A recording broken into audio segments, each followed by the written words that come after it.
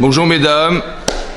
Alors, comme vous le savez, le cours donc c'est comment appréhender Rosh Hashanah et comment avoir le silence. C'est très important. Alors, appréhender Rosh Hashanah, vous savez qu'il y a un mois qui précède le mois de Rosh Hashanah, c'est le Sheket. C'est Elul, ouais, c'est le mois d'Elul. Alors on va essayer de réfléchir à comment vivre ce mois d'Elul pour vous pouvoir mieux vivre Rosh Hashanah. Et après peut-être d'expliquer ce que c'est que Rosh Hashanah. Alors vous savez que c'est marqué dans le Shir HaShirim. Shlomo HaMelech a dit, il y a deux versets en fait qui sont retenus. Un qui se trouve dans le 2e chapitre de Shir HaShirim et un qui se trouve dans le 6e chapitre. Dans le 2e chapitre, c'est marqué Dodili Va'anilo. Dodili, ça veut dire que mon bien-aimé est à moi ou pour moi. Va'anilo, je suis pour lui. Aroé Bashoshanim, berger dans les Shoshanim, dans les roses. Et c'est aussi marqué dans le 6e chapitre, c'est marqué Ani les Dodi, Vedodili. Ani les Dodi. Je suis pour mon bien-aimé, Hachem, Vedodili. Et mon bien-aimé est pour moi, Aroé Bashoshanim. On a vu que les textes sont inversés. Ça veut dire, une fois, c'est une démarche d'Hachem vers soi. Dodili, Va'anilo. Dodili, donc mon bien-aimé Hachem, il est pour moi. Va'anilo, et je suis pour lui quelque chose. Et après, c'est marqué l'inverse. Ani les Dodi. C'est moi qui vais vers lui, et lui, il vient vers moi. Alors, comment ça s'explique? En fait, il faut comprendre comme ça. À Pessah, on n'a rien fait pour sortir d'Égypte. On a supplié Hachem, on a prié Hachem, et tout à coup, le téléphone s'est arrêté. On ne sait pas pourquoi. On a prié Hachem, et Hachem a entendu donc les plaintes des bénis Israël, et là, il est intervenu, il s'est rappelé de l'alliance qu'avait contractée Hachem avec Abraham, Yitzhak et Yaakov, et il a envoyé Moshe Rabbeinu pour intervenir auprès de Paro. Et là, ça a été spectaculaire, les plaies d'Égypte, l'ouverture de la mer Rouge, le Matan Torah, tout ce que vous voulez qui va bien. Qu'est-ce qu'on remarque? Dodili, parce que on était en très grande souffrance, en déperdition d'espoir, c'était ça, c'est ça l'Égypte. Et on a crié vers Hachem, et Hachem nous a sortis d'Égypte, il nous a sauvés. Donc là, c'est Dodili. Il n'y a que quelqu'un qui nous aime qui peut faire une chose pareille. Vous avez compris, on était enfermés, prisonniers de la plus grande puissance du monde, et Hachem, il nous a défait des chaînes qui étaient au pied de chaque béni Israël qui était esclave en Égypte. C'est énorme, énorme. Incompréhensible, c'était spectaculaire.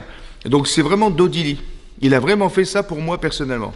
Maintenant qu'il a fait pour moi, alors à Nilo. Et là, je suis d'accord qu'après, les conditions qui vont être de notre propre existence va dépendre de la reconnaissance et de l'honnêteté intellectuelle qu'on a d'avoir été sauvé par Hachem. C'est logique. Donc ça part de lui et ça vient vers soi. Ça, c'est Pessah. Maintenant, Elul, c'est différent. Ani les Dodi, Vedodi. Elul, c'est Aleph, Lamed, Vav, Lamed. C'est exactement les premières lettres du Passouk. Ani, Aleph, les Dodi, Lamed, Vedodi, le Vav, Li, moi. C'est Elul. Donc en fait, il y a une allusion dans le Shir HaShirim que en fait, le mois d'Elul, c'est un mois différent. C'est à moi de faire la démarche. C'est moi qui vais aller vers lui. Ça va? Maintenant, il y a une différenciation très très claire entre le fait qu'on ait réceptionné la bonté d'Hachem et le fait de maintenant de se dire, maintenant puisque je reconnais qu'Hachem m'a sauvé, c'est à moi de faire la démarche, c'est à moi de me déplacer, c'est à moi de le retrouver. Alors c'est marqué, en fait c'est très très succinct parce que Ani les Dodi. D'abord il faut savoir que Hachem il le fait en tant que Yedid, c'est-à-dire quelqu'un qui nous aime. Si vos parents vous aiment, a fortiori Hachem, à l'infini, vous avez compris? Donc il faut le prendre comme une Yedidoute. Première chose à comprendre déjà, c'est que c'est vrai qu'on appréhende, quand je parle d'appréhension de Rosh Hashanah, on est comme ça, ouais, pourvu que ça passe. Franchement, Rosh Hashanah Kippour, c'est des moments difficiles. En fait, il faut savoir que celui qui va te juger, c'est Hachem, c'est Dodi, ça va? Déjà, c'est Dodi. Ça veut dire que tout ce qui va être réfléchi, c'est dans l'intérêt de la personne. En tant que Yedid, en tant que quelqu'un qui nous aime, très important que ça a vu de se dire dans cet esprit-là. Mais c'est marqué Ani. les deux dit. Ani, ça veut dire je. Ça veut dire qu'on nous demande une chose. En Elul, qui tu es. Il faut savoir qui je suis. Ça va? Parce que le jugement d'Hachem, il va être dépendant de la connaissance de soi de façon la plus exacte, la plus authentique et la plus large.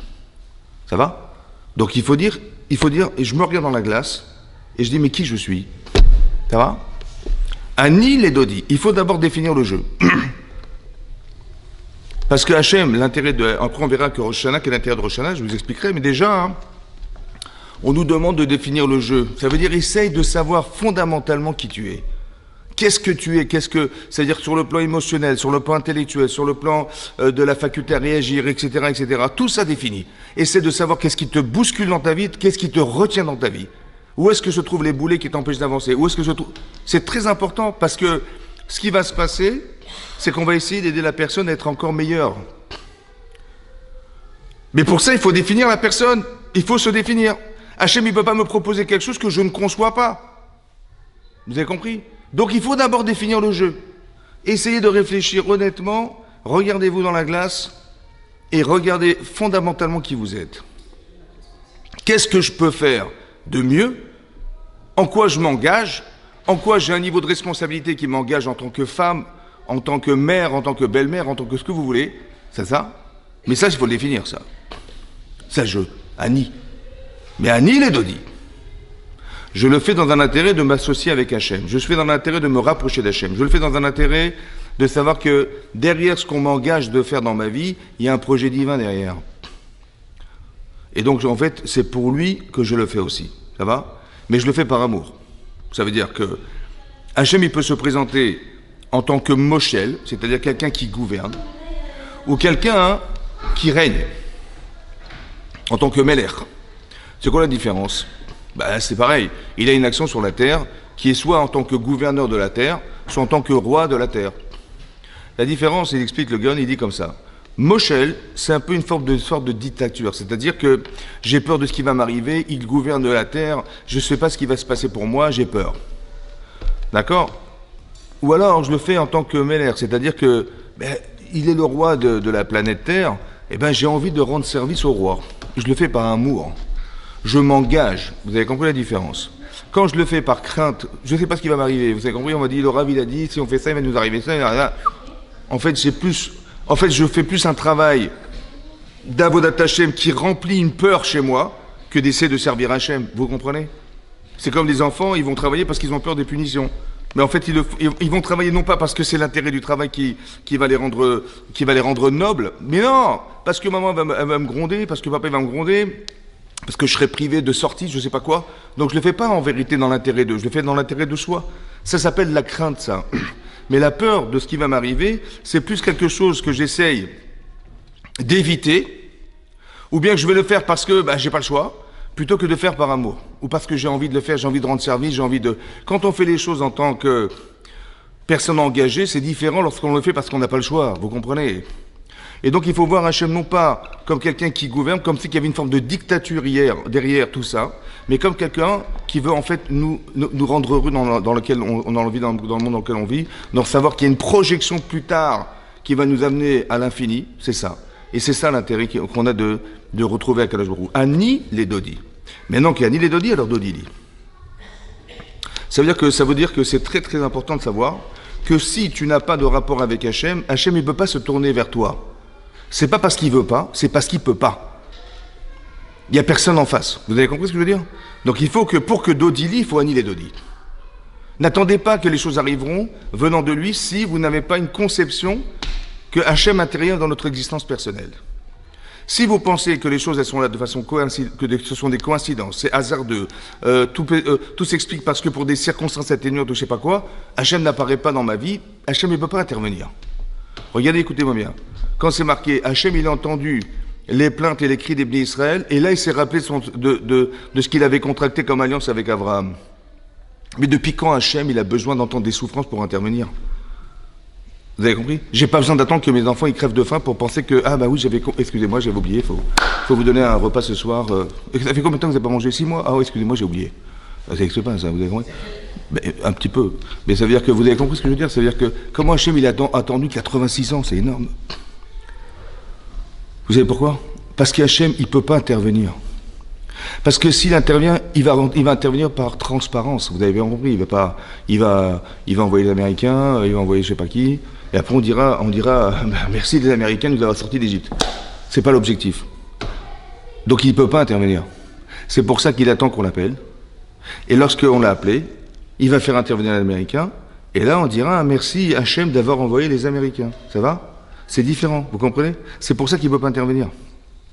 Il attend de nous une intervention personnelle pour pouvoir réagir. Ani les Dodi, parce que Ani les Dodi, alors Dodi lit.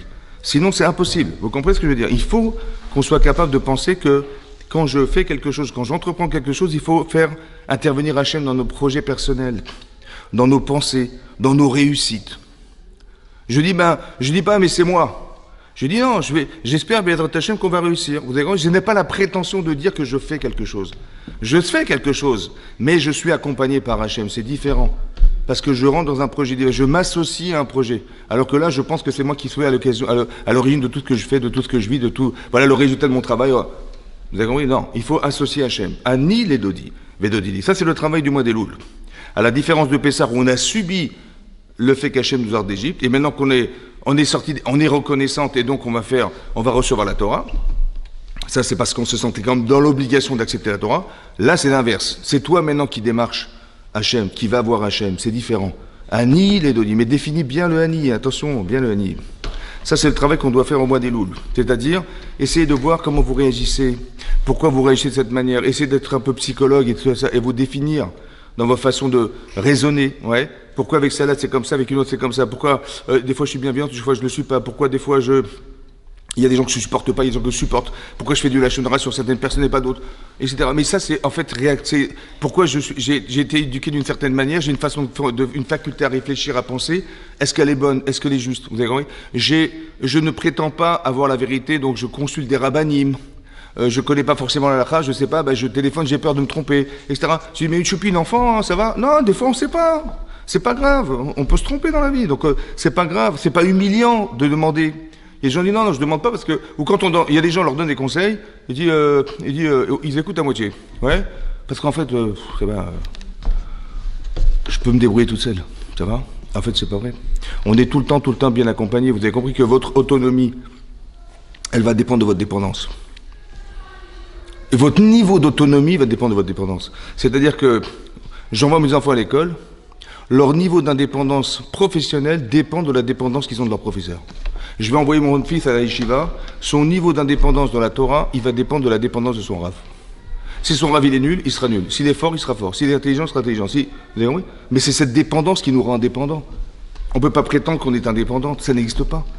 Au contraire, sois cohérente et dis-toi bien que ton indépendance de demain dépend de ta dépendance d'aujourd'hui. Si vous venez pas au cours, vous êtes... Je dis, j'ai décidé, je suis pas venu. Ok, restez ce que vous êtes. Par contre, vous venez dans les shiurim, vous écoutez des cours, et c'est ce qui va vous transformer. C'est ce qui va faire de vous d'autres femmes, vous comprenez? Mais c'est cette dépendance qui fait de vous des indépendants. Et ce que vous apprenez, vous pouvez le transmettre à quelqu'un d'autre demain, c'est comme ça. Mais on est forcément dépendant de quelqu'un. Les enfants sont dépendants de leurs parents, mais on espère qu'ils vont devenir des parents. Mais c'est cette dépendance qui va faire d'eux les critères de ce que veut dire être père de famille. J'ai vu mon père agir. Des fois il a bien fait, des fois il a mal fait. Ça va? Et ma mère c'est pareil, ouais. Et je vais être une mère de famille un jour, je sais pas, j'ai vu ma mère comme des fois elle a bien fait, des fois elle a mal fait. Mais c'est après, je suis autocritique de ce que je vis, mais en fait je tire des enseignements. Ouais. Soit je suis intelligente et je tire des leçons des erreurs, ou je tire des leçons des bienfaits de ce que j'ai vécu, soit je suis bête et je fais du copier-coller. Et tout ce que mon père a fait, je fais comme mon père. Et comme ma mère l'a fait, j'ai compris, mais sois intelligente et sois intelligent. Ça va? Tu dépends de quelqu'un, c'est vrai.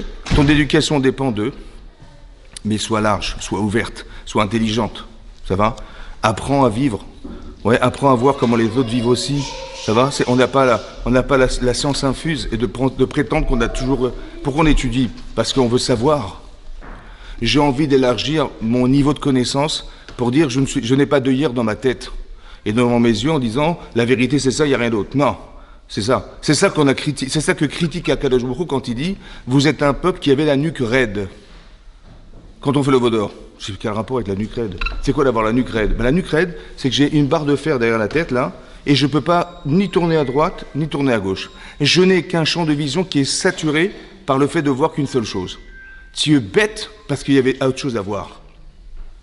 Si tu avais accepté de voir autrement, tu aurais décidé autre chose. Ça va? Donc il ne faut pas avoir la nuque raide. C'est un trait de caractère qu'il faut annuler. C'est ça? Ouais? C'est ça? Hein?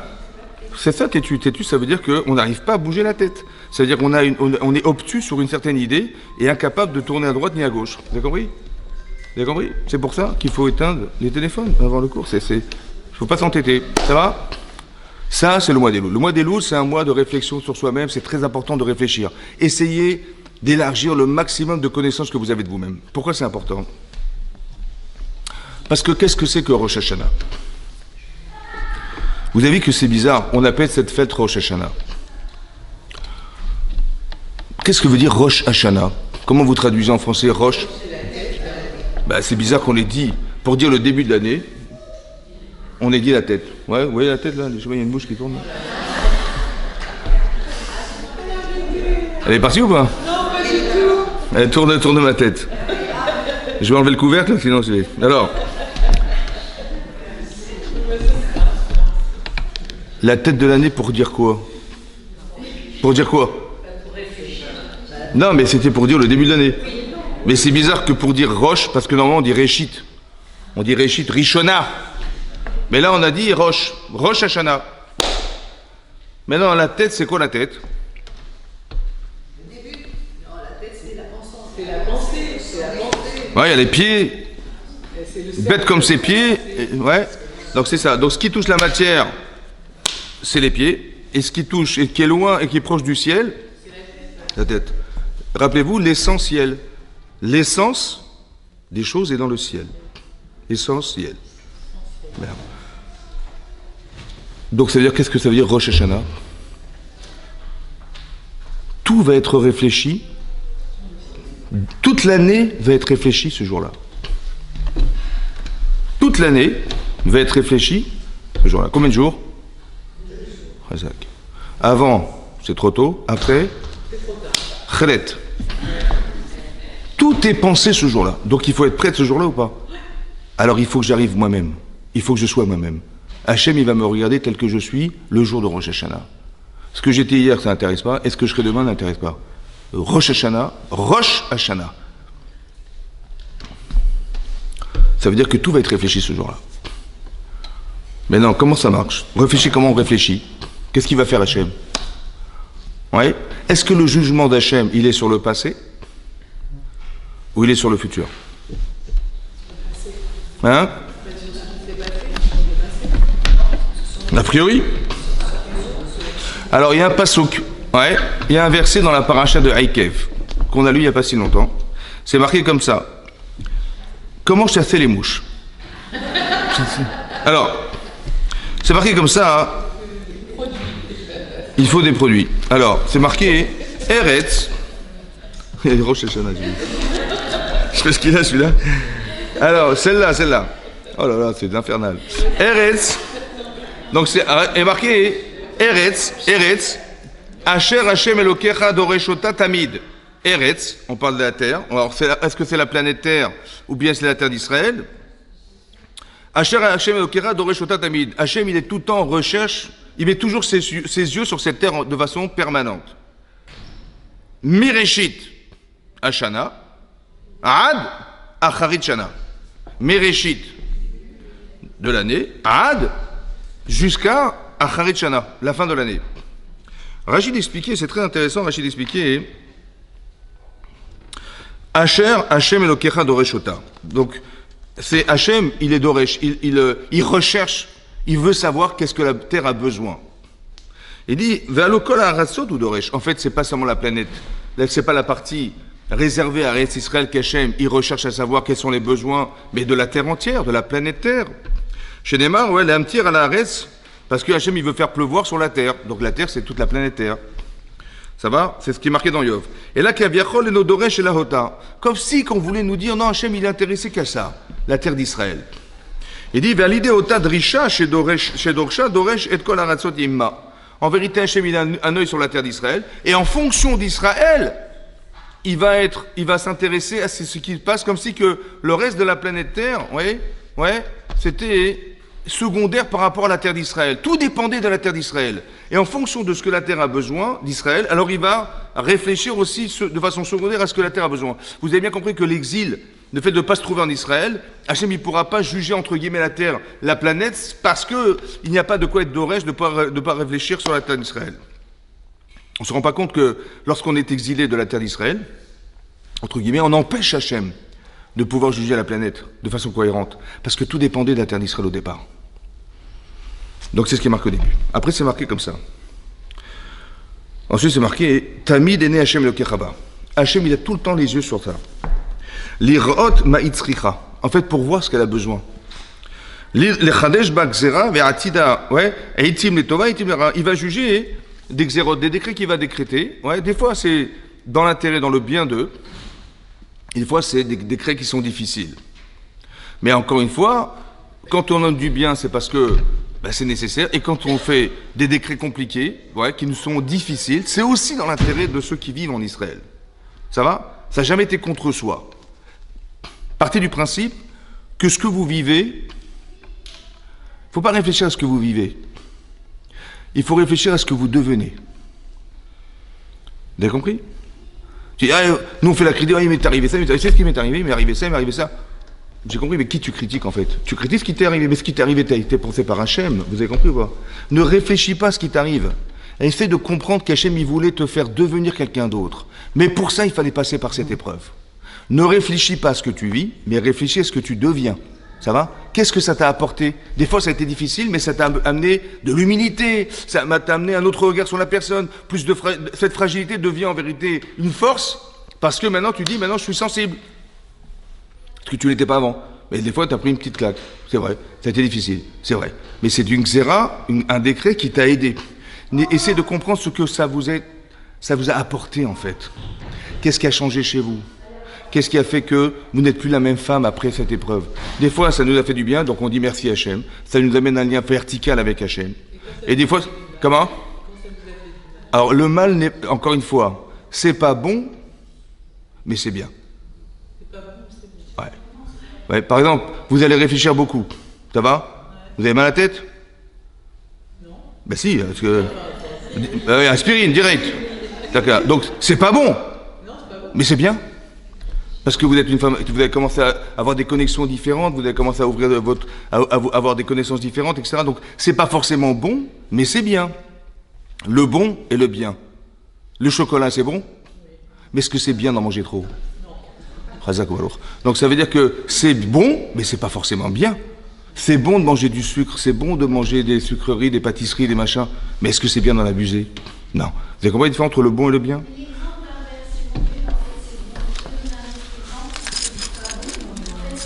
Ouais. L'huile de foie de morue. C'est... Comment? C'est-à-dire que après... Un exemple très... Alors un exemple, vous avez raison, un exemple.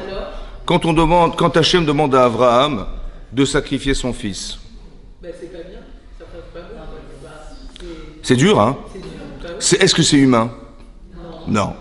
Est-ce que c'est pas cruel de lui avoir dit, tu vas prendre ton fils que tu aimes, ton unique enfant? On a l'impression que c'est méchant, hein? Bon. C'est méchant ou pas? Est-ce que Dieu est méchant? Non. Ça veut dire comme ça. En fait, écoutez-moi bien, il y a une autre logique. C'est pas parce que je n'ai pas compris la démarche d'Hachem qu'elle est fausse. Ça me paraît mauvais, mais en vérité c'est faux. Vous avez compris? Ça veut dire que je n'ai pas le droit et l'audace de croire que j'ai compris Dieu. Parce qu'il m'a dit faire un truc, on n'a pas attendu, il n'avait pas 20 ans, Abraham Avinu, hein. Il avait 137 ans. Ça veut dire qu'il avait bien réfléchi, il avait dit aux gens, arrêtez de faire des sacrifices d'enfants, arrêtez tout ça, et Hachem lui dit exactement l'inverse de tout ce qu'il a fait dans sa vie. Il a rêvé d'avoir un enfant, on lui dit, sacrifie-le. Il a rêvé de l'aimer, on lui dit, sacrifie-le. On lui demande, vous avez compris? On lui dit, tu auras une grande descendance, énorme, comme les étoiles de la terre, du soleil, du ciel, pardon, et on dit, sacrifie l'unique enfant que tu auras. Mais tout est incohérent, vous comprenez? Tout est incohérent, inhumain et tout ça. Aux yeux de l'homme. Mais est-ce que c'est logique pour Hachem? Évidemment. Donc ça veut dire que Hachem, qu'est-ce qu'il attend de moi? Il attend de moi de sortir d'une logique qui enferme Hachem dans ce que je crois de lui. Vous avez compris ça? Non. Hachem, il est largement au-dessus de ça. L'épreuve d'Hachem et d'Abraham, ça veut dire que le Yetzer Hara, toutes les questions qu'Abraham il a, en vérité, elles viennent de sa méconnaissance d'Hachem. Donc qu'est-ce que je veux dire à celui qui me dit, mais là, t'as rien compris, mais non, ton fils...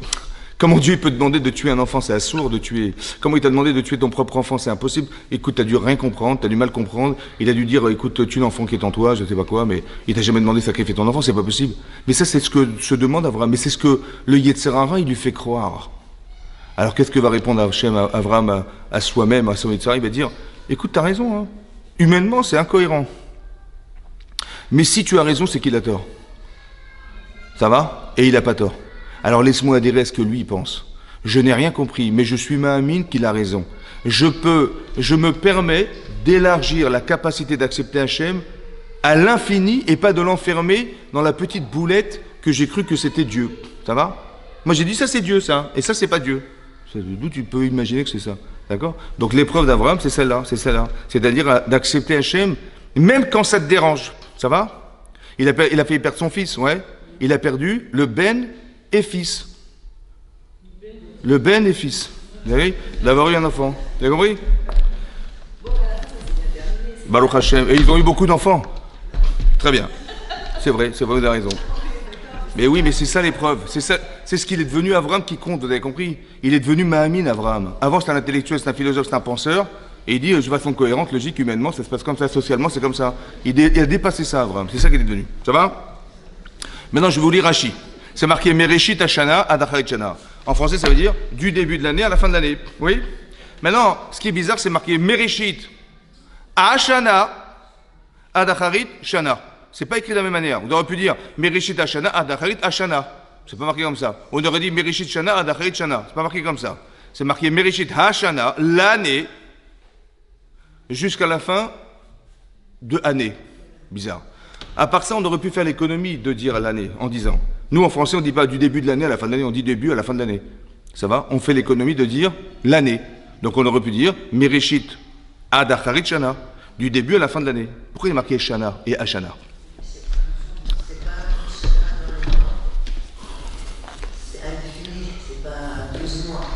Ah, faut voir. Il est marqué Shana. Bizarre. Hashana, ça veut dire une année de 12 mois, a priori. Alors regardez ce que dit Rashi. En fait, c'est pas Rashi qui parle, hein. C'est toujours le Midrash ou la Gemara, ça dépend. Ouais. Rashi, Chaz v'Shem, ne dit rien de lui. Hein. Tout ce qu'il dit s'inspire de ce qui est marqué dans les Chazal, tout ce qu'on a reçu sur le mont Sinaï, d'Hachem. Alors, je vous dis ce qui est marqué. Il est marqué comme ça. Alors, c'est marqué comme ça.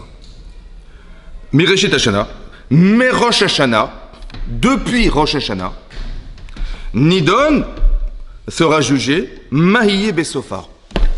C'est ce qui va se passer à la fin. À Rosh Hashanah, le jugement d'Hachem, c'est pas on va faire les comptes, hein, messieurs, dames, hein, vous avez passé au tribunal, hein, c'est bon? Non. Qu'est-ce que je vais faire d'elle pour qu'à la fin de l'année, elle soit une femme différente? Mais Reshit Hashanah, c'est quoi Reshit Hashanah? Hashanah, c'est Rosh Hashanah. On va juger Hashanah, Maïye Besofa. Qu'est-ce qu'elle va devenir à la fin, la personne à la fin de l'année? Vous comprenez ou pas? Ça veut dire que le projet, il n'est pas sur le passé, il est sur le... C'est ça, Rosh Hashanah. Ça veut dire qu'Hachem va réfléchir, qu'est-ce qu'il va faire de nous l'année prochaine? Ça va? En fonction de quoi? De jeu. Mais si tu ne sais pas ce jeu, tu peux même t'étonner de ce qui va t'arriver, tu dis mais pourquoi il m'est arrivé ça, ça répond à rien du tout. Mais c'est normal parce que tu ne sais pas qui tu es. Pas qui tu es, mais qui tu es. Ça va? C'est important de savoir, de rester... Ouais. C'est pour ça qu'il ne faut pas donner des armes à n'importe qui, parce que... Vous avez compris ou pas? On va tuer tout le monde. Qui tu es? Vous avez compris ou pas? C'est très important ça. Ça veut dire qu'Hachem, il va nous juger à Rosh Hashanah. Il fait quoi juger? On croit que c'est passé au tribunal, mais c'est pas ça. C'est tel que je te vois, tiens, on va changer ça, on va changer ça, on va changer ça. Écoutez, même avec du recul, essayez de réfléchir avec du recul. Essayez de vous rappeler ce que vous avez vécu cette année. Tout ce que vous avez appris, tout ce que vous avez appréhendé, tout ce que vous avez vécu, tout ce que vous avez subi, tout ce que vous avez entendu, toutes les informations. En fait, tout ça t'avait été réfléchi à Rosh Hashanah. Rosh Hashanah. Ça veut dire que chaque jour, il va se passer quelque chose. Ouais. Et ben, j'espère que, dit Hachem, voilà, elle va traverser ça, va traverser ça, va traverser ça, va traverser ça. Des fois, c'est dur, des fois, c'est moins dur, des fois, c'est agréable, des fois, c'est des bonnes nouvelles, des fois, c'est moins. Comment tu vas réagir? J'espère qu'au bout là-bas de l'année, on va trouver quelqu'un d'autre. Et après, on verra, l'année prochaine, il y aura un autre jugement. Le jugement, il se fait sur le futur. C'est-à-dire, on fait une projection sur l'avenir.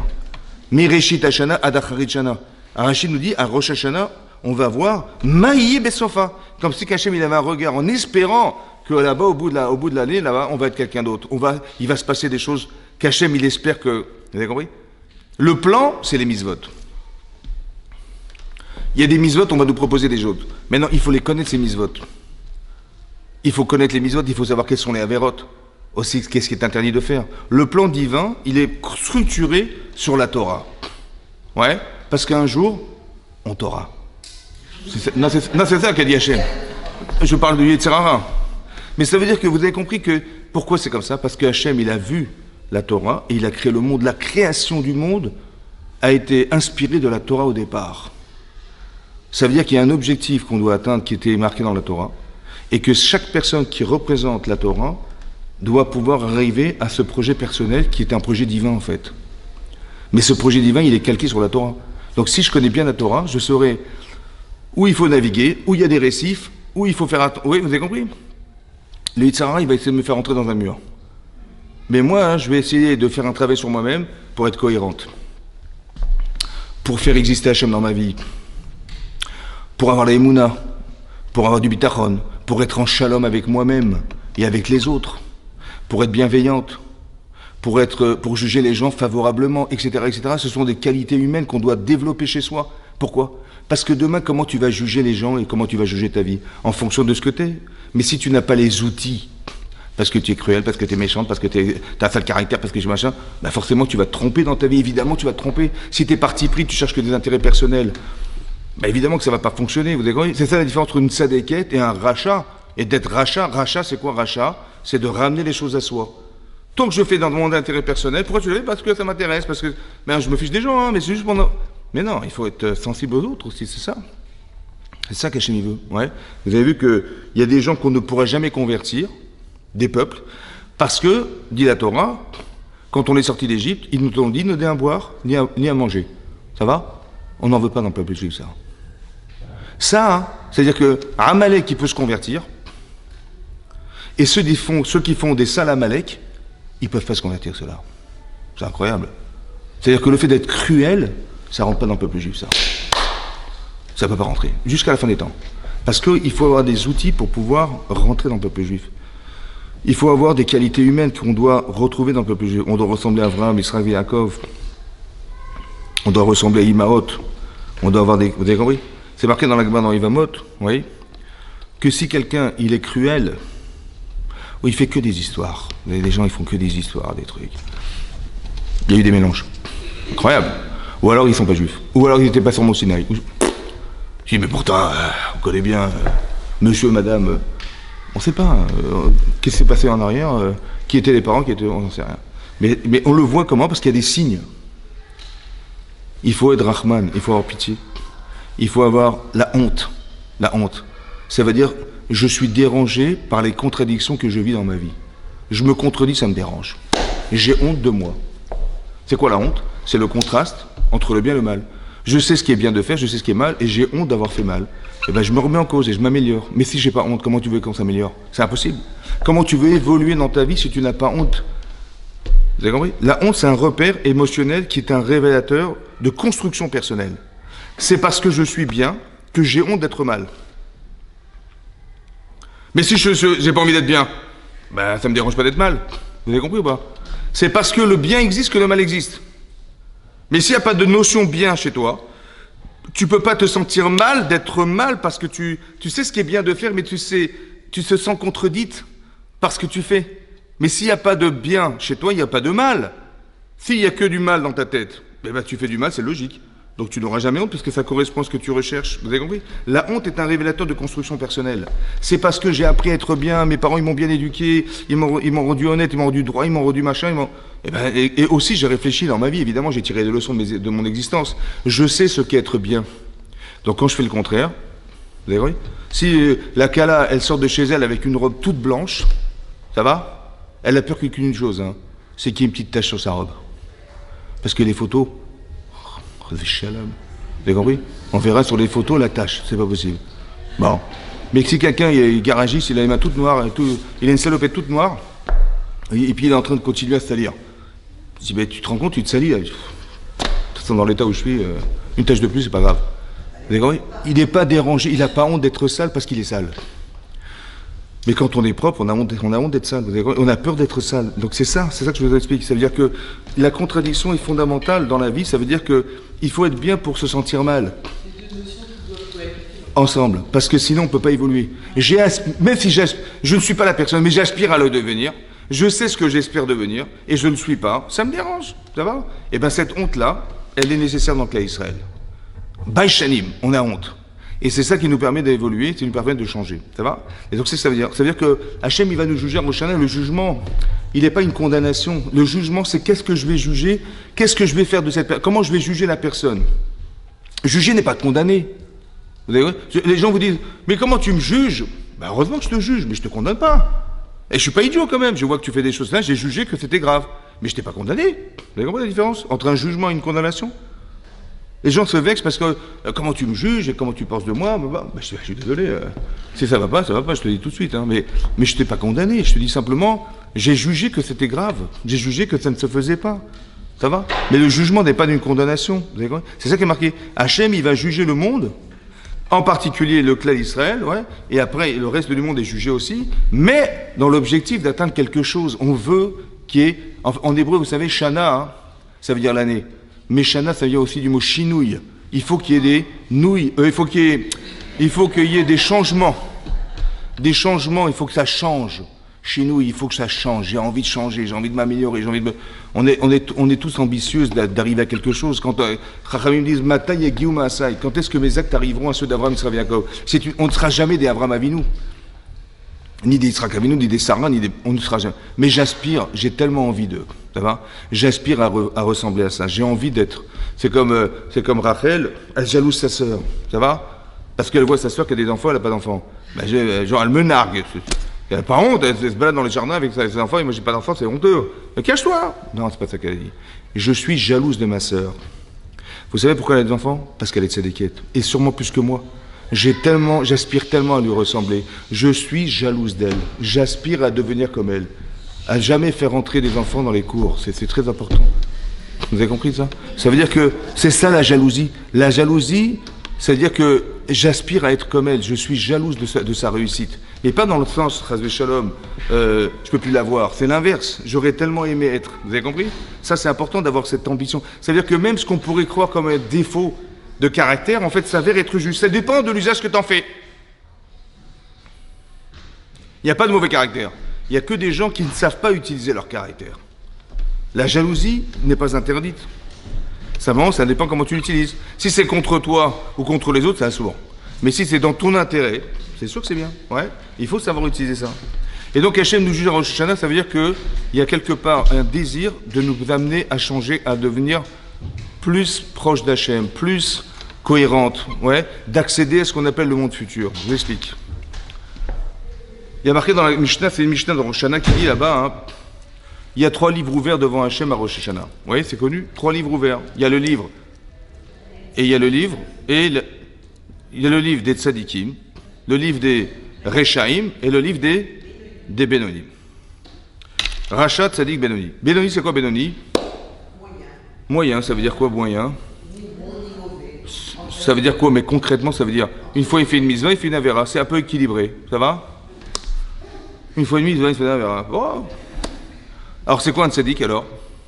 C'est celui qui est parfait. Alors entre le parfait et le Benoni, il y a qui alors? Entre le parfait et le Benoni, il y a qui? C'est qui celui-là? Puisque le parfait, c'est le tzaddik, et le Benoni, c'est le moyen. Entre les deux, il y a quoi alors? Comment vous le définissez? Non, il n'est pas Benoni. Alors c'est comme ça, écoutez bien. Benoni, c'est partagé. Donc celui qui n'est pas Benoni, qui est plus que Benoni, il est tzaddik. Oui, c'est pas d'être tzaddiket, genre je fais toute la Torah Kula, non. Dès l'instant où je dépasse le statut de moyen, de partager, eh ben je suis tzadiket. Et le contraire aussi est vrai, chas v'shalom. Quelqu'un qui est en dessous de la moyenne, eh ben il est rachat. Ouais. C'est pour ça que tous les jours il faut lire la paracha. Ah bah oui. Si on peut être rachat, il faut lire paracha. Mais non. Là-bas, Tosfot, il pose la question, là-bas c'est marqué dans la Gemara, celui qui est tzaddik, nerta venertam, il est écrit, il est scellé, c'est un petit tampon, dans le livre de la vie. Et celui qui est rachat, dans le livre de la mort, et celui qui est partagé, on attend Kippour. Il est taloui veomed, il est suspendu jusqu'à Yom Kippour. Et là, on va le juger à Kippour, s'il mérite de vivre, donc il a 10 jours de pénitence pour essayer de faire basculer la balance de l'autre côté. Ça va? Tosfot, il pose la question là-bas, hein. Il dit, je comprends pas. Donc, celui qui est tzaddik, c'est celui qui est plus que la moyenne, ça va? Et celui qui est rachat, c'est moins que la moyenne. Il dit, pourtant, vous voyez des gens, c'est des vrais tzaddikim, hein, c'est... Il étudie toute la journée, hein, il est mort dans l'année. Ça veut dire qu'on a jugé à Rosh Hashanah qui était un rachat. Et vous voyez des gens, mais c'est des pourris, ouais. Des pourris, non, c'est vrai? Ouais. Pas qui vivent à Paris, hein, j'ai dit des pourris, c'est-à-dire qui... Et ils sont là, comment c'est possible? Il y a des...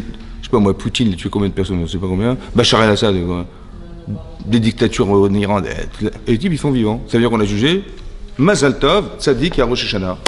C'est pas possible. Vous avez compris? Comme fait devant Tosfot. Comment? Oui, mais comment pouvoir imaginer qu'on a jugé rétroactivement quelqu'un de Tzadik alors qu'il est racheté toute l'année depuis 10 ans? Ça va? C'est ça qui est incompréhensible. C'est ça que demande Tosfot. Hitler, au chocolat. Bon, ben il a tué des gens, je sais pas, en 39, 40, 41, une tonne. Donc en 44, il avait tué combien de personnes? Ben une cinquantaine de millions. Et donc on a dit, Baruch Hashem, Tzadik, il a vécu 49, 45. Comme ça devant Tosfot. Ouais. Répond Tosfot, il dit non, ce qu'on juge en vérité, c'est le monde futur. Moi je crois que le monde futur est jugé à la fin de sa vie. Lui dit non, tous les ans on juge le monde futur. Il est où le monde futur? En haut. Un jour, il va y avoir Triatamétim, la résurrection des morts. Il va y avoir un jugement à la fin des temps qui nous permettra d'exister pour l'éternité sur la terre. C'est vrai? Triatamétim, c'est la fin des temps. Le Olam Haba, c'est de mériter un jour de revivre sur la terre pour l'éternité. En vérité, ce projet, il se réfléchit tous les jours. C'est incroyable. Hein. Ça veut dire que pour nous, il y a un espace-temps entre le moment que je vis et je ne sais pas dans combien d'années il y aura ça va? Mais pour Hachem, ça dure combien de secondes? Un millième de seconde. En vérité, la potentialité que nous avons d'atteindre ce monde, elle se juge aujourd'hui. Ça veut dire, est-ce que je rentre dans un projet qui me permettra un jour de vivre l'éternité sur la terre? Rosh Hashanah, c'est un jugement spirituel. Maintenu, bien sûr qu'il faut alimenter la parnassa et tout ça, oui. Mais c'est comme à l'école. Bon, vos enfants, ils font des études. Mais est-ce qu'ils vont ils vont faire des études en se disant qu'est-ce qu'on mange cet après-midi, est-ce qu'on va partir en vacances, ce soir, il y aura de quoi, maman, qu'est-ce qu'il y a à manger ce soir? Attends, mais bon, c'est secondaire, il faut que tu manges, c'est sûr, mais l'essentiel, c'est que tu réussisses tes études. Maintenant, de manger, de dormir, les vacances, c'est secondaire. Ta vie, elle est où dans l'essentiel de ta vie? C'est où l'essentiel de ta vie? L'essentiel, c'est Olam Haba. Il faut que tu construises ta vie pour atteindre le monde futur. C'est l'objectif de ta vie. C'est l'objectif de ta vie.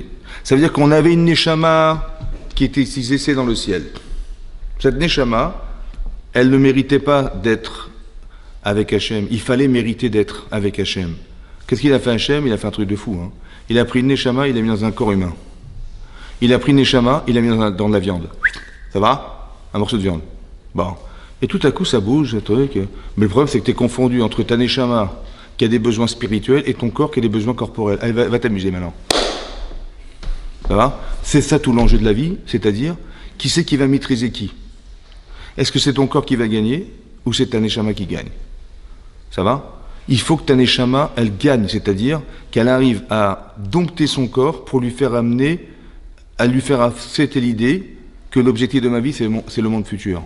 Et maintenant que tu coïncides, ça veut dire que les choses s'opposent, hein, mais il faut les faire coïncider. Tu vas faire un petit shalom baït, la paix des ménages. Ça veut dire que tu t'arranges avec ce qui est contraire à toi-même. Ça va? Ça se vit en expérience de couple, c'est vrai? Ouais.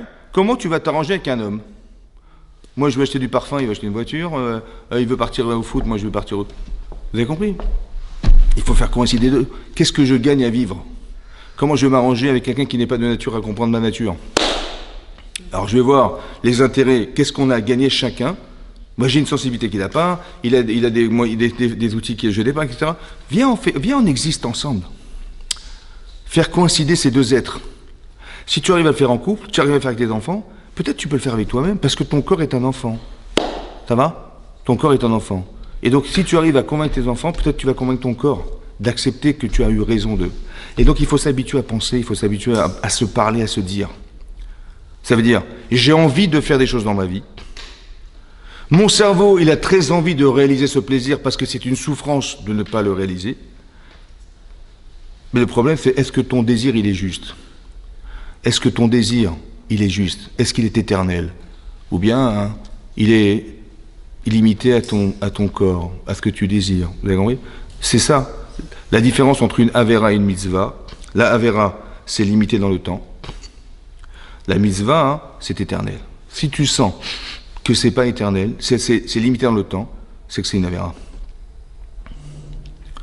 Ça va?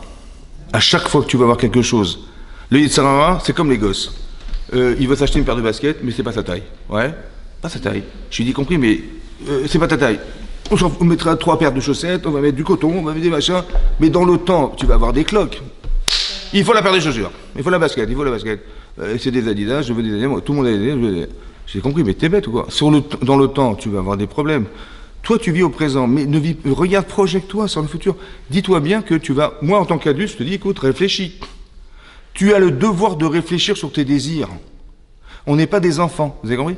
Donc, quand tu vois que ton désir, il te pousse quelque part, on va voir, on va réfléchir.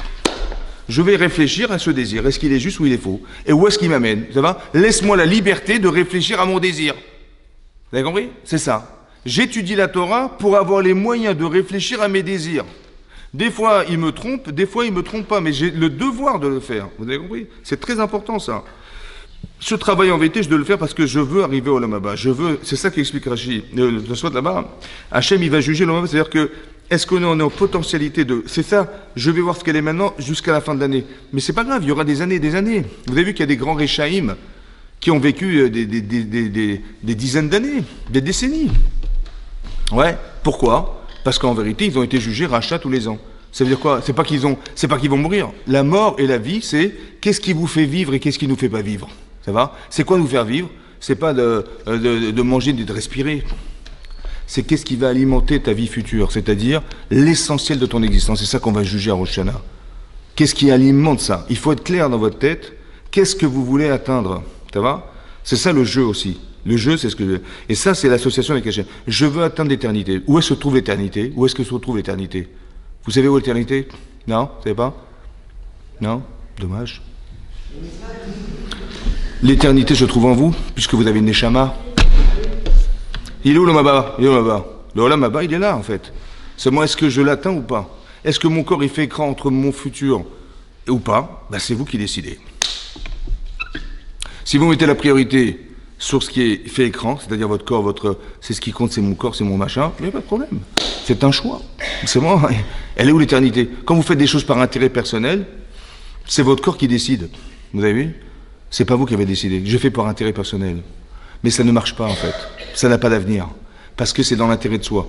On veut créer quelque chose qui est éternel. Il faut faire les mitzvot, un jour espérer les faire les Shem Shamaïm. Sans intérêt personnel. Je le fais parce que c'est ce que Hachem a décidé, c'est parce que je le fais par bonté. Je n'ai pas d'intérêt personnel, vous avez compris?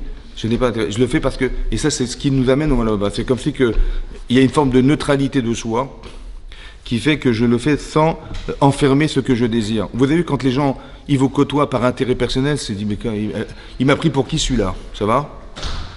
On le sent ça? Ben oui, et j'aurais tellement aimé qu'il le fasse pour moi et pas dans son... Il m'utilise, ça va?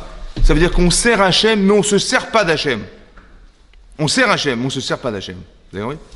Hachem, c'est le banquier, c'est machin. Comme il y a des enfants, ils se servent de leurs parents. Il a une bagnole, papa il passe la voiture, papa il fait l'argent, on ne se sert pas de ses parents. C'est fort, c'est quoi faire Kibboud Avaim? Kibboud Avaim, ouais? c'est respecter ses parents. Parce que si tu ne respectes pas, ouais, tu vas voir qui est-ce qui va bouder. Qui boude? Ouais, c'est qui boude? Bah celui à qui on fait pas de qui boude. Vous avez compris? C'est qui va bouder plus tard? Bah c'est lui qui va bouder, parce que j'ai pas fait qui boude avec. Ah oui, donc ça veut dire que si je vois que je fais mal qui boude avec, bah c'est que je me sers des autres. Mais c'est honteux de se servir des gens. Tu sers les gens, tu sers tes parents, tu leur dois tout. C'est pas que tu te sers d'eux, tu devrais au contraire les servir. Ça, c'est important de comprendre, vous avez compris? Donc on va servir Hachem, on va avoir l'amour d'Hachem, on va savoir que je suis tellement reconnaissant de ce qu'Hachem me donne en permanence, je me sens redevable. Évidemment, c'est comme ça. Et vous allez voir qu'on va appréhender Rochain différent. C'est vraiment Dodili. Vous avez compris la différence? Et on le fait par amour, on le fait parce que quand vous réfléchissez à tous les avantages que vous avez dans la vie, alors il faut reconnaître que c'est lui quand même. Ça va? Donc c'est-à-dire que je devrais avoir honte d'avoir tellement reçu d'avantages sans penser que c'était normal. Il n'y a rien de normal. Vous avez compris? Et donc tout ce que je reçois en permanence, j'ai la santé, j'ai les machins, j'ai les enfants, j'ai les maris, c'est des avantages que tout le monde... ces avantages-là, je dois reconnaître que grâce à Dieu, je les ai. Merci Hachem. Et donc il devient, Hachem, il n'a pas besoin de nous sortir d'Égypte pour reconnaître qu'il nous aime. Vous avez compris? Le fait que maintenant on soit consciente de tous les avantages que nous avons, ça nous permet de dire merci Hachem. Et de dire merci Hachem, ça nous permet d'avoir une avodat Hachem qui est plus cohérente.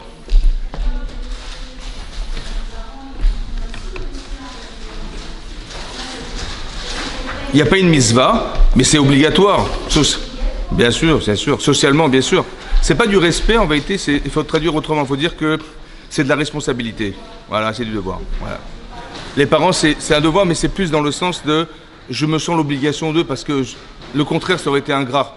Ouais, c'est ça. Chazak, mesdames, Shana Tova.